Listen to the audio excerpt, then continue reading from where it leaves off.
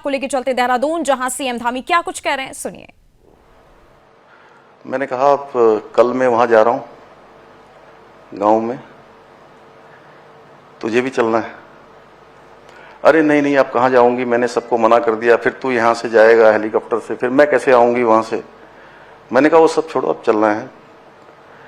तो पुरानी जो महिलाएं हैं, मैं थोड़ा इसलिए भी ये बात कह रहा हूं कि मैं उनके जीवन संघर्षों को, जो उन्होंने इतना सामना किया होता है, वो राती में बिल्कुल तैयार हो गई। और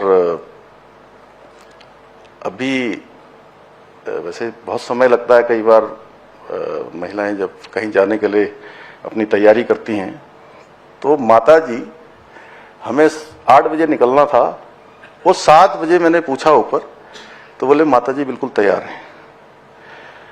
मैं उनको लेके जब गया और मंदिर में जाने से पहले सीढ़ियों में चढ़ रहे थे, तब मुझे पता नहीं ऐसा लगा कि मेरे आंसू निकल जाएंगे। मैंने उनका हाथ पकड़ लिया, चूंकि सीढ़ी ऊपर को थोड़ा जाना था। मैंने कहा कहीं ऐसा ना हो कहीं गिर जाए। हालांकि वो स्वस्थ हैं बिल्कुल, क्योंकि उन लोगों ने घास भी काटा है, भैंस भी पाली है, गाय भी पाली है, खेत का काम भी किया है, घर का काम भी किया है, सभी प्रकार की चीजें की है। क्योंकि जो सेना में होते हैं, जिनके परिवार के लोग, उन घरों में सब कुछ काम महिलाओं को करना होता है।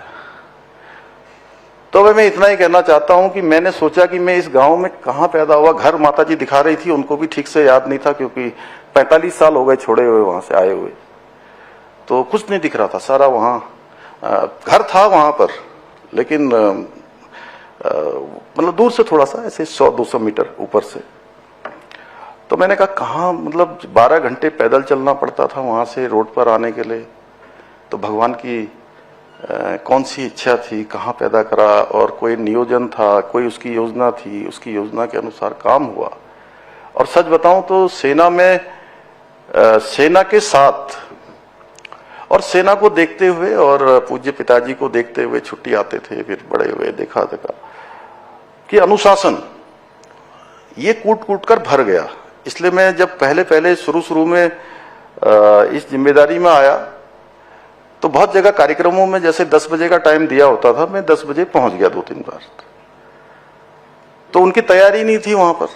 एक दिन तो प्रधानमंत्री आवास योजना का कार्यक्रम था यहीं काशीपुर में, 10 बजे का टाइम दिया था पूरा शेड्यूल के हिसाब से। मैं 10 बजे पहुंच गया, तो उन्होंने कहा साहब आप 1 घंटा पहले आ गए हैं। मैंने कहा 1 घंटा पहले, ये टाइम तो 10 बजे लिखा। बोले 10 बजे का मतलब हमेशा 11 बजे होता है। तो मैंने कहा हम इस धारणा को भी बदलेंगे। तो आप ऐसा करिए कि पूजा पाठ होती है ना, पहले ये कुछ करेंगे, इसके हवन पूजन जो भी करना है आप ये करिए, इतने में लोग आ जाएंगे। तो ये काम शुरू किया। तो अब जो है, और ऊपर से सोने पर सुहागा हो गया हम लोगों के लिए कि आप यहां आ गए। जिस अनुशासन के लिए सेना जानी जाती है, तो अब हमारे यहाँ ये हो गया है कि अगर कार्यक्रम का समय 10 बजे दिया है, तो कार्यक्रम 10 बजे प्रारंभ हो जाएगा। और मैं एक बात लास्ट में कहकर अपनी बात समाप्त करूंगा। मुझे कुछ बोलना नहीं है आज, कुछ बोलना नहीं है। मैंने केवल चूंकि पुस्तक लिखी, थोड़ा संभावना ने कुछ बोला तो मेरे मन में भाव आ गया। नहीं तो मैंने सोचा था कि मैं केवल आप सबका धन्यवाद करूंगा आज यहां से। मैंने जीवन में कभी ये नहीं सोचा कि मैं कुछ बनूंगा। हाँ, लेकिन मेरे अंदर जीवंत उष्मा ये जरूर थी कि मैं कुछ करूंगा, और इसी को हमने अपने जीवन का ध्येय बनाया। इसको लेकर आगे बढ़ रहे हैं। आज हमारे प्रधानमंत्री जी के मार्गदर्शन में, उनकी प्रेरणा से, उनके सहयोग से, जो उन्होंने हर बार एक बात को दोहराया है कि 21वीं सदी का ये तीसरा दशक उत्तराखंड का दशक होगा। और सच में मुझे लगता है कि उनके जो शब्द हैं वो सामान्य शब्द नहीं थे, और उस शिव की प्रेरणा से और शिव के धाम में ही निकले हुए शब्द थे। और उसके बाद वो हर बार, जितनी बार उत्तराखंड आए, हर बार उन्होंने इस बात को हम सबको स्मरण करवाया या याद दिलाया कि कहीं हम उस रास्ते पर चलते रहें। और उसका परिणाम हुआ कि उन्होंने 5 नवंबर 2021 को पहली बार कहा। उसके बाद जैसा पूज्य चिदानंद जी ने भी कहा, अभी 5 धामों के बारे में आचार्य जी ने कहा, हमने यूसीसी यहाँ लागू कर दिया, हमने सख्त नकल का कानून राज्य के अंदर बना दिया, अनेक हमने कानून और बना दिए, दंगा रोकने के कानून, धर्मांतरण रोकने के कानून, और विकास के मामले में भी आज उत्तराखंड सतत विकास के लक्ष्यों को प्राप्त करने में भी देश में पहले स्थान पर आ गया। फाइनेंशियल मैनेजमेंट में उसमें भी राज्य के प्रथम श्रेणी के जो राज्य हैं उन राज्यों में आ गया। नवाचार अनेक प्रकार के हो गए। अभी अभी खनन जैसे सेक्टर में भी हमको जो है 100 करोड़ रुपए करके 200 करोड़ रुपए की धनराशि प्रोत्साहन के रूप में अच्छा काम करने के लिए केंद्र की सरकार ने हमको दे दिया। और मैं अभी सोशल मीडिया की एक दिन वर्कशॉप में था, तो मैंने सोशल मीडिया वालों से कहा कि एक बार आप सब लोगों से मैं कहना चाहता हूं कि आप लोग ये मैंने गवर्नर साहब की प्रेरणा से कहा कि उत्तराखंड में पहली बार क्या क्या हुआ है।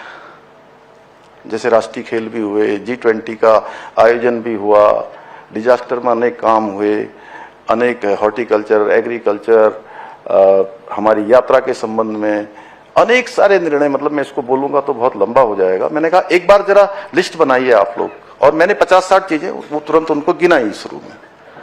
तो इस प्रकार से ये हजारों के हजारों नवाचार हुए हैं, और आगे भी आप सबके आशीर्वाद से, भगवान की प्रेरणा से सब आगे बढ़ेगा। मैं एक बार फिर से आप सभी का बहुत दिल से आभार व्यक्त करता हूं। आप सब लोगों ने समय दिया, अपना आशीर्वाद दिया, और इस बच्ची का विशेष रूप से मनोबल बढ़ाया। हमारी बहन बेटी, मेरी बेटी यहाँ बहुत प्रयास करके उसने काम किया है। मैं एक बार से उसको बहुत बधाई और शुभकामनाएं देते हुए अपनी बात समाप्त करता हूँ। धन्यवाद। और देहरादून के राजभवन से ये तस्वीर आपके सामने है, जहां कार्यक्रम आयोजित किया गया, और आप अभी सीएम पुष्कर सिंह धामी को सुन रहे थे। देहरादून के राजभवन से ये तस्वीर आपके सामने, पुस्तक विमोचन कार्यक्रम का आयोजन हुआ।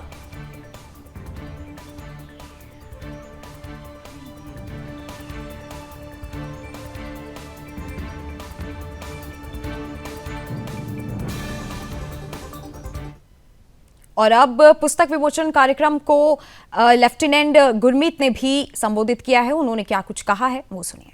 मीन पर चेक करना कि हॉस्पिटल में ठीक चल रहा है, आईएसबीटी में ठीक चल रहा है, स्टेशन पर ठीक चल रहा है, दुकान में ठीक चल रहा है। ये जो क्वालिटी है to see the things on the ground, ये सबसे आउटस्टैंडिंग क्वालिटी है। और आपने तो देखा जब प्रोटेस्ट हुआ, प्रोटेस्ट की टूल किट ही ऐसी होती है कि ये करेंगे वो करेंगे, लेकिन उस टूल किट में आज तक कभी नहीं हुआ कि टॉपेस्ट लीडर वहीं पहुंच जाता है, बताओ क्या प्रॉब्लम है। ये जो फ्रंट लाइन लीडर वाला कार्य है, ये तभी आता है जब आपके नाम के अंदर में पुश भी हो और कर भी हो। और सबसे जो प्यारी इनके अंदर में क्वालिटी है, जो मैंने खुद देखा है, ह्यूमिलिटी है, नम्रता है, साधारणता है, हार्डवर्क है। मैं तो सबको ये बोलता हूं कि गुरु नानक जी के अंदर में 4 क्वालिटीज थी जो हम सब में होनी चाहिए। पहला साधारणता, दूसरा इनोसेंस, मासूमियत, तीसरा नम्रता, और चौथा करुणा। और मैं देखता हूं कि पुष्कर जी में ये चारों क्वालिटी भरपूर हैं।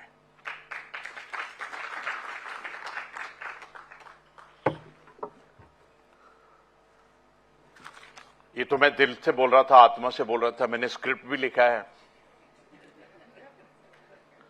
और स्क्रिप्ट से जरूर पढ़ना चाहिए। यह जो पुस्तक है, यह एक केवल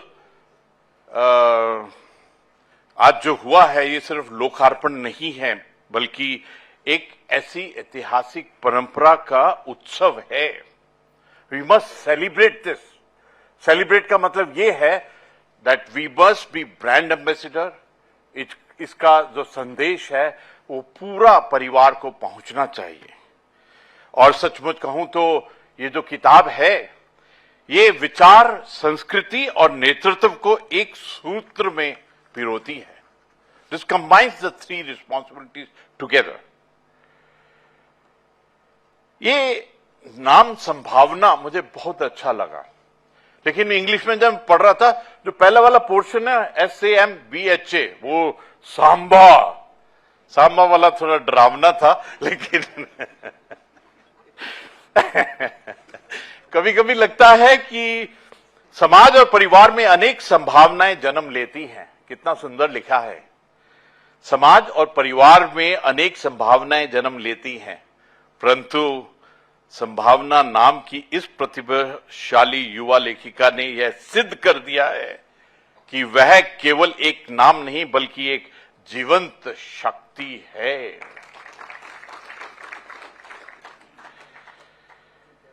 और सचमुच आपने जो धामी जी के जीवन को शब्दों में ढालकर उन्हें ये प्रमाणित किया है कि जब संभावना कर्म बनती है तो वह साहित्य के आकाश में उज्जवल नक्षत्र बनकर चमक उठती है।